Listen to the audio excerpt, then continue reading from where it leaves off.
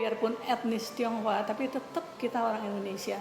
Memang Si Kong Liang memberi ruang buat para pemuda tinggal, berdiskusi, dan semua leluasa begitu saja.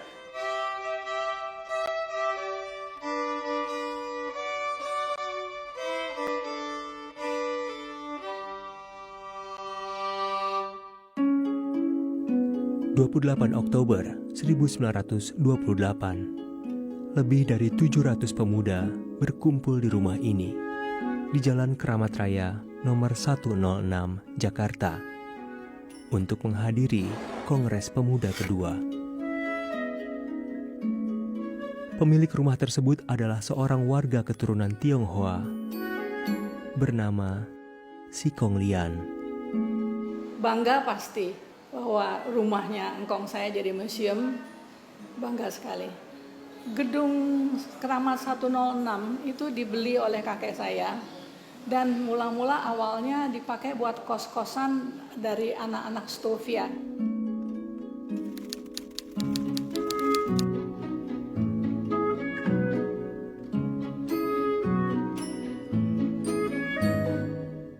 Waktu kita kecil, kalau kita lewati jalan Keramat Raya ini, orang tua saya suka bilang, ini loh rumah engkong co kamu, konco kamu Si Kong Liang itu.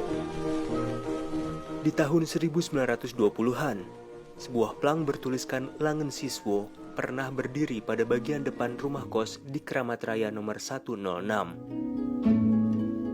Langen Siswo merupakan kegiatan ekstrakurikuler perkumpulan Yongyafa. Tapi, lambat laun makin banyak pemuda dari Sumatera, Ambon, hingga Minahasa yang turut bergabung.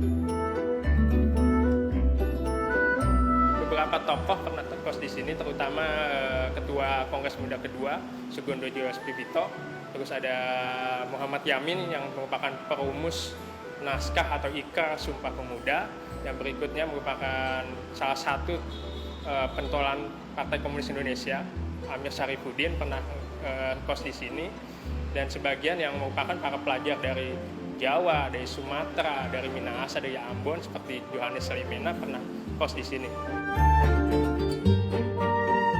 Di museum ini terdapat banyak informasi tentang sejarah Sumpah Pemuda, mulai dari foto, simbol organisasi pemuda, detil lokasi, diorama para tokoh, hingga peninggalan bersejarah lainnya yang menceritakan proses Kongres Pemuda. Namun, tidak banyak jejak yang bisa diceritakan soal Si Kong Lian saat Kongres berlangsung.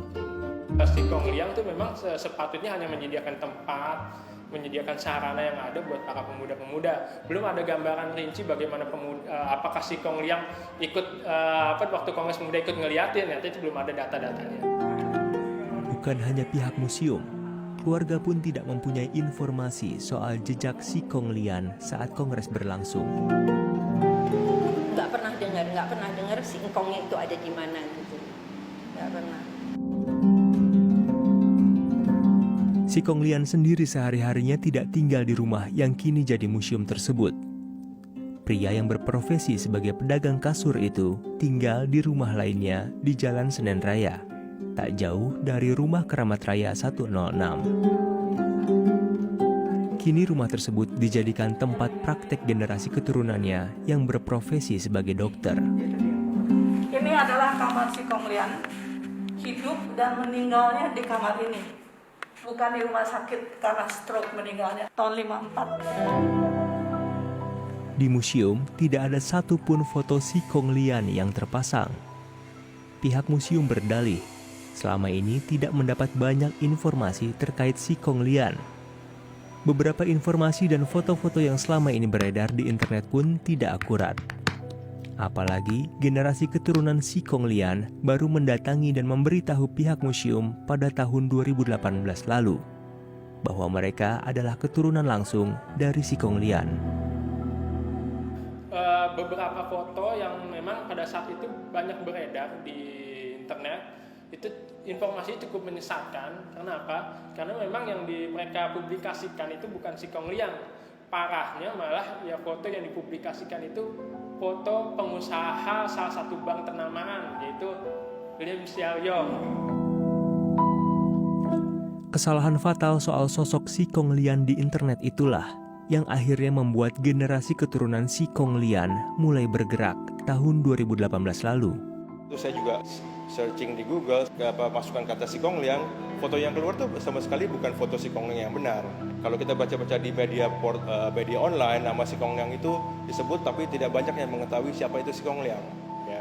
Nah, berawal dari situlah saya tergelitik untuk membenarkan sejarah. Keluarga mulai mengumpulkan bukti dan akhirnya menemukan berkas asli untuk ditunjukkan kepada pihak museum bahwa benar mereka adalah cucu dan cicit dari Si Kong Lian. Dari aneh-aneh. Jadi kita coba bongkar itu kebetulan di Senen Raya 40, rumah Si Kong Lian dulu, ada satu kotak penyimpanan. Ternyata memang masih ada tuh kebetulan akta waris. Di dalam akta waris itu sepotong akta waris yang menyatakan bahwa kerabat raya 106 ini alias Museum Sumpah Pemuda ini memang diwariskan ke 3 anak Si Kong Lian itu. Mereka juga ngecek simpenan suratnya dia, dan lalu saya mengeluarkan, waktu kita datang kita keluarkan surat-surat yang kita bawa itu. Barang dilihat diakurin sama yang mereka simpen, itu sama banget sama dengan yang kita bawa itu.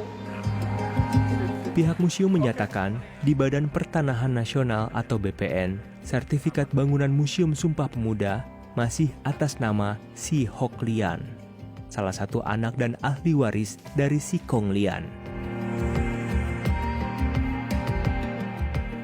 Yanti Silman adalah anak dari Si Hok Lian yang punya hak waris atas bangunan museum itu.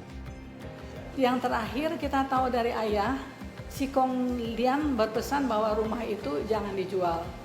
Gitu aja. Jadi ayah saya berpesan ke kita, itu rumah kita hibahkan ke negara.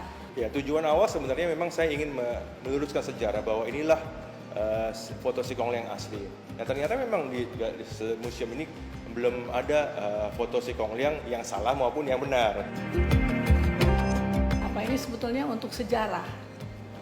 Kita ada satu tempat, satu ruangan yang dimana ada kakek saya fotonya dipajang. Sejarah pun tercipta di rumah ini.